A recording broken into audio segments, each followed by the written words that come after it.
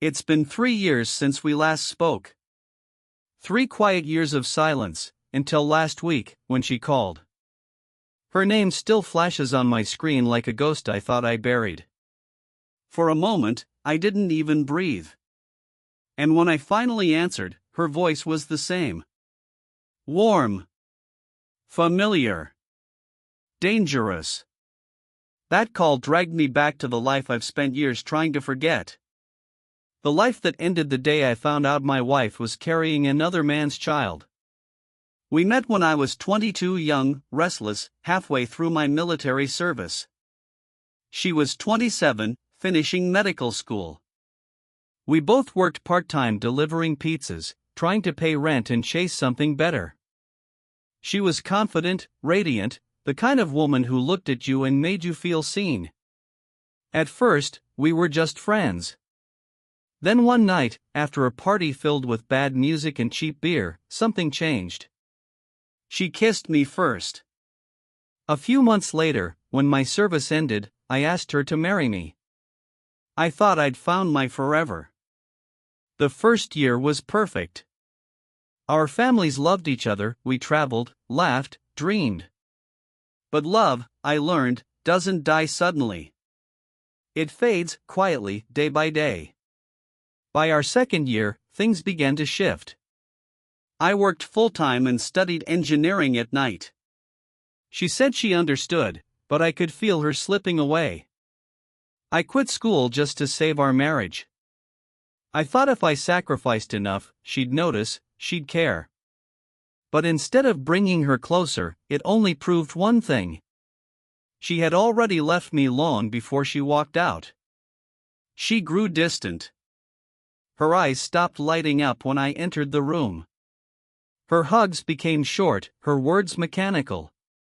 And then came the signs no one wants to see. The locked phone, the late nights at work, the sudden secrecy. One night, she came home early. I remember the sound of her crying, soft, broken, terrified. I sat beside her and asked what was wrong. "I'm pregnant," she whispered. For a split second, I felt joy. And then the math started doing itself inside my head. It had been more than 4 months since we last touched. 8 weeks pregnant. The silence between us said everything. I stood up. I walked out. Because if I had stayed, I might have destroyed both of us. I drove to an empty parking lot and cried until there was nothing left. In that hour, something inside me died. My heart froze, and it's never truly thawed since. When I came home, I was calm. Empty. Cold. She begged me to forgive her, said it meant nothing, that she still loved me. But love built on lies can't stand. Within a week, I'd filed for divorce. I gave her the house. I didn't want a single thing that her hands had touched. All I took was my Jeep, a duffel bag, and a few tools. The things that were mine before she was. I moved to Florida. Found a small job with little pay but plenty of peace. Bought a tiny house near the Gulf and a black Labrador named Stormy. She became my shadow, my best friend, the only creature I could trust. Together, we built a quiet life, sunrise fishing trips, long drives, no drama, no people. I wasn't happy. But I was finally fine. Then last week, the past found me again. Her voice trembled over the phone. She said she was lonely, that raising a child alone was hard, that she missed me. She wanted to catch up. But what she really wanted was redemption. I told her the truth. That she broke something in me that will never be fixed. That I don't love her anymore. That the choices she made were hers alone, for herself, for me, for her child. And I asked her not to call again. Because the man she once knew died the night she told me the truth.